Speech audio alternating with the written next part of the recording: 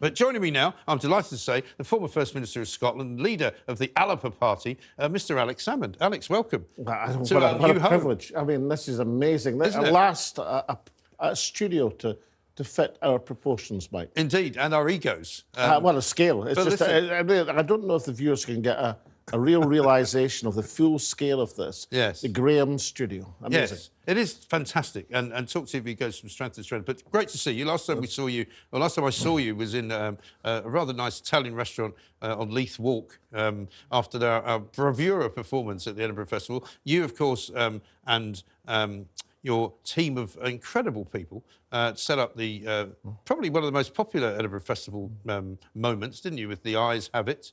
Well, The Eyes Have It was great. And, I mean, you made a great contribution to it, of course.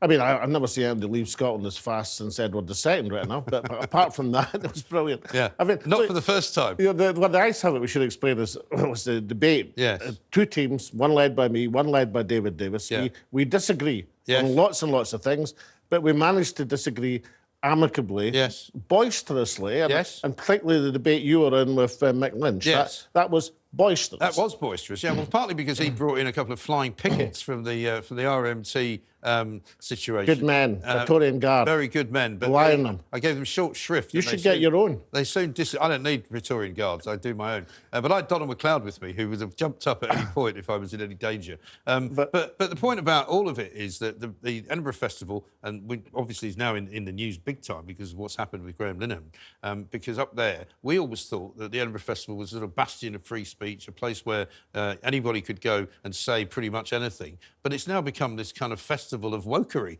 And poor old Graham gets banned when they discover that he's going to go and play at Leith Arches. He then, I think, gets banned from yet another venue, and he ended up having to perform outside of the Scottish Parliament. Yeah, to a rapturous crowd. Yeah. I mean, I doubt if he's poor, and he's probably not that. Well, he's not as rich as he used to be. Well, I mean, that nonetheless, it worked. He can't get a job. All I'm saying is, well, look, I don't really know much about his comedy. I mean, I watched Father Ted occasionally. Father Ted's brilliant.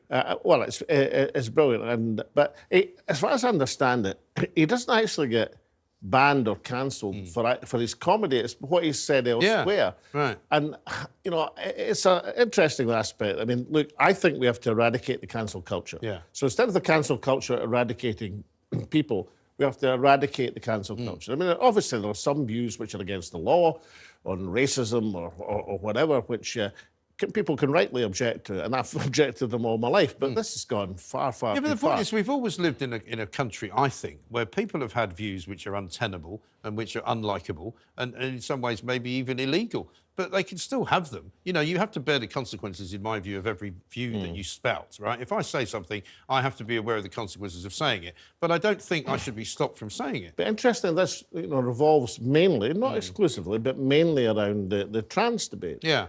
And, you know, case I do know about, I mean, Joanna Cherry, there was an attempt to cancel her performance after being invited to the Comedy Club, which is owned by one of her fellow SNP MPs.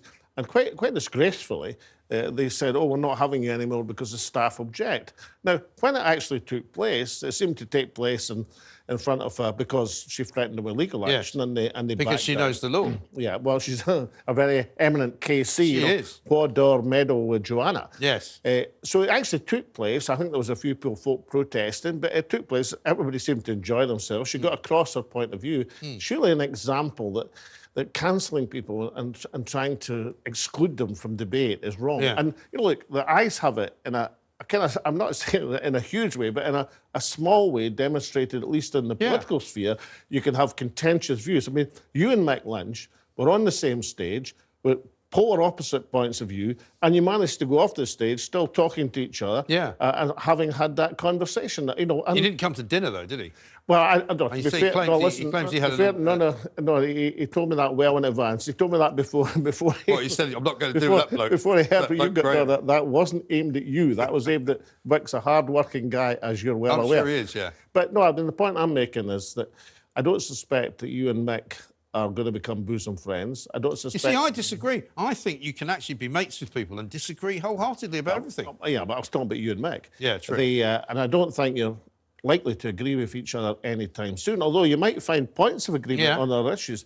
But you're well, he was in favour of Brexit, you're wasn't he? able to debate, and you're able to converse, and you're able to part friends, and you're able to hold your own in front of a boisterous crowd. Now, those who defend Leith Arches would say, and I'll just ask you this question, I don't happen to think it's valid for a festival, they would say, well, if you are the owner or the occupier of a venue, you can also presumably have the choice as to who you put on there. And up to a point, that's true as well, right? I'm not saying that I support them, because I don't support See, I'll tell you what's wrong with that. In the context of the Fringe, now, you've got to go back to 1948, which, you know, well, you can remember, of course, well, but more or less. Before I was born. The Fringe was formed because the official establishment festival didn't want anything to do with the scruffs and ne'er-do-wells who wanted to make performances. So the Fringe said, no, this is all comers, anything goes. That was the basis on which the Fringe was formed.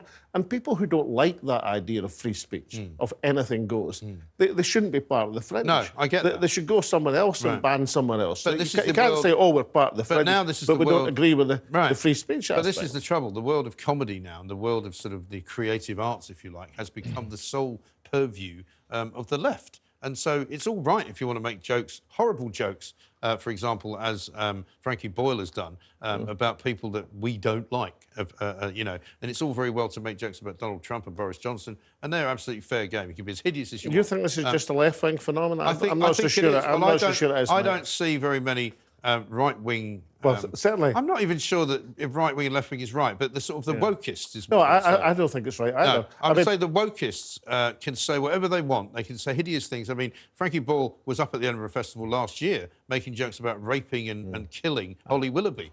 But he's there again this year. I mean, let's put it this way. I'm a left-winger.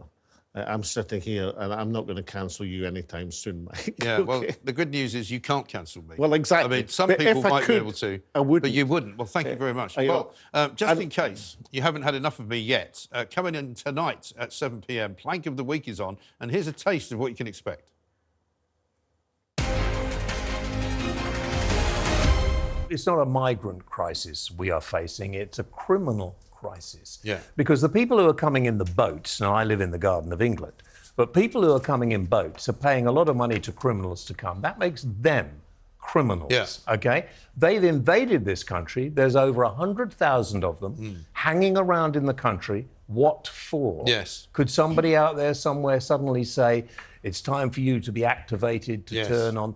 I don't know. There's any number of things they could be doing. What we do know is that some of them do come to enter the black economy because they don't all just sit in hotel rooms all day. Many of them we don't even know about. Many of them, exactly. particularly those who came from Albania, were coming in order to take part in some criminal enterprise. Because they can come here legally. Well, they can, but many of them had been deported already, and so they come back illegally. And if you throw your documentation they had one guy away, from Albania who had been deported twice and had come back twice on the boats.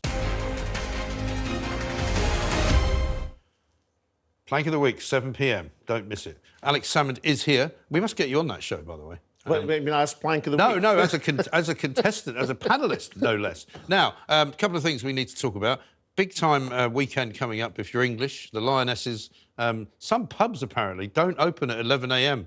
on a Sunday morning. I imagine some of those pubs in Scotland will be champing at the bit to open up to watch everybody winning the World Cup. Pubs in Scotland tend to be champing at the bit to open. Yes. Let me just say, I'm right behind the Lionesses. Good. Absolutely terrific. I think the pubs should be relaxed, or you should get to relax in the pubs, or whatever the right phrase is.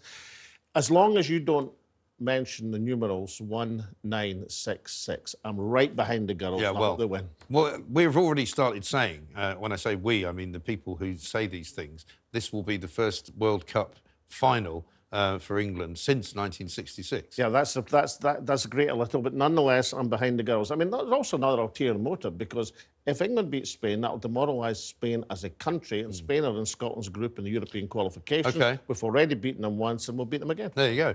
Let's talk about your own free speech, because the Labour Party's been trying to put up a poster in Scotland, which apparently is, according to the people who run the posters, which is Global, an organisation known to many of us here, they say it's slanderous. It's a picture of Rishi Sunak done up as a bit of a vampire.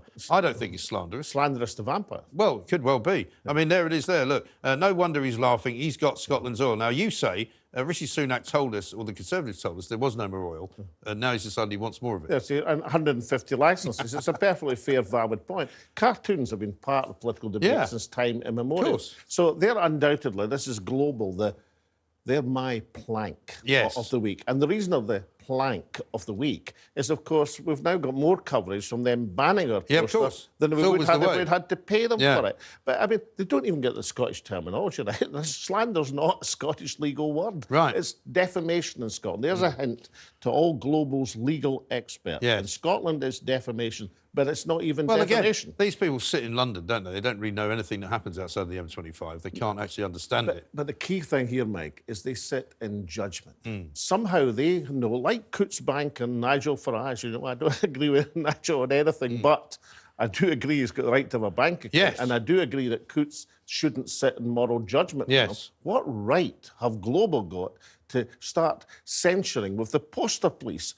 What poster you should have and what poster Well, we had your shouldn't? colleague Tasmina Ahmed Sheikh on earlier Brilliant lady. in the week, who made the case very well, who said that, you know, you were going to take it further. So what's the latest on it? What are you doing? Well, the latest is beat the ban, stuff Global. Right. Which is on Sunday, a mass leaflet of a leaflet version of the poster to every house in Rutherglen and Hamilton West, which is where they were banning our poster, interfere with an upcoming by-election. So we're going to leaflet every house, thanks to Global's arrogance. And I'd encourage everybody to come out and give us a hand. Does it not sound a bit antediluvian as well to start banning posters? Because in this day and age, I mean, we saw a story the other day of how some guy woke up one morning to find that Nat West had painted Marcus Rashford's face on the side of his house. I mean, you might be able to find Did they get money for it? No, that's what he was moaning. He said, I've got nothing against Marcus Rashford, but I didn't give Nat West permission. Apparently, he didn't know this was a site that they owned, which was the side of his house. You might be able to find a friendly house who would be happy to have somebody reproduce the poster on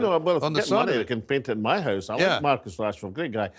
No, I'm talking about your poster, not Marcus Rashford. Our poster's going to get maximum coverage right over the Rutherglen, thanks to the arrogance and the ignorance of the people. They should think shame of themselves. I mean, you know, obviously we're having a laugh at Global's expense. They're the planks of the week. They are. But you know, there is a serious point. Let's say come the general election, the Global executives in their poster committee, the poster police say, no, we don't like that Labour poster. And they'll say, like they said to us, we'll allow you to say vote ARPA or vote Labour. We won't allow you to say anything else. Sorry, I don't Where think do we go with this? It's not down to them as to what your electoral message is. And let's face it, there's a rich history here. As you say, I mean, the Sunak poster is a bit of an homage, you might say, retro to the Margaret Thatcher poster that the SNP did. But also, we look back on all sorts of different posters where I was talking to you the other day about the Tony Blair one, you know, the danger, you know, the New Labour, New Danger. And also, I remember one going back to the 1980s, I think it was, when the Conservative Party put out a picture of an Asian businessman, basically, with a suit, a raincoat and a briefcase. And it said, the Labour Party calls you black, we call you British, which is pretty controversial, but worked very well. But actually had a clever message for many Asian people in England. But look, the Tories, for example, portrayed me as a pickpocket in 2015. Yeah. And now, I didn't whine about it. No. I didn't greet about it. I just got on with the campaign. Mind you, I thought I looked like the Black Magic Man. And in some ways, you know, having a bit of an edge is always a good thing. Yeah. I mean, you know, people call me all sorts of names on social media. I encourage it. Really? I amplify it. In fact, I quite often retweet it. You know, so the more horrible it is, the better. Let's talk about British Museum briefly, because you claim you've got something that they that you own that they're holding on to. No, they've got 82 of the Lewis chessmen, and you know the clues in the name. They were found in the island of Lewis in the Hill and Near. They should. Well, they're not. That's safe. A lot of chessmen. They are not. Are safe. They normal size? They are wonderful Viking, basically. So I suppose you could argue they're really the Viking chessmen, but nonetheless, they were found in the island of Lewis in the Hill and Near. And they're clearly not safe with the British Museum. I think they should be repatriated to join the other 26. I mean, you say that they've got them. I mean, maybe somebody's already nicked them. Because I would have a look on eBay just in case they're on there. After generations of the British Museum stealing artefacts from other people in other countries, now they're getting them stolen back. Yeah, well, it's a sort of karma scenario, isn't it, really? But nobody knows how much of the stuff is gone. And they don't really know what it is that has gone. They just know something's gone. Well, it could somebody's got it. It could be new and Cluedo. You know, there could could be a special room for the British Museum where nobody did it with nothing in the nothing room. Yeah. Isn't there some stone or other you're still trying to get back? We've got it, actually, the Stone of Destiny. Yeah. But it ain't, in my opinion, the authentic Stone of Destiny. It's not the real Stone of Destiny. No, we had that in the Perthshire Hills. Right. Because in the medieval chronicles, it was described as a black, shiny object. Now, the current Stone of Destiny is magnificent, but it ain't black and it ain't shiny. Right. Well, listen, let's hope somebody finds it by accident and makes off with it. That would be wrong, obviously. But if you do find it, do let Alex Salmond know. Alex, great to see you. Thank you very much indeed. We'll see you again soon. And good luck with the global campaign to get your poster out there. Beat the band, stuff global. Stuff global. I can get very much behind that message.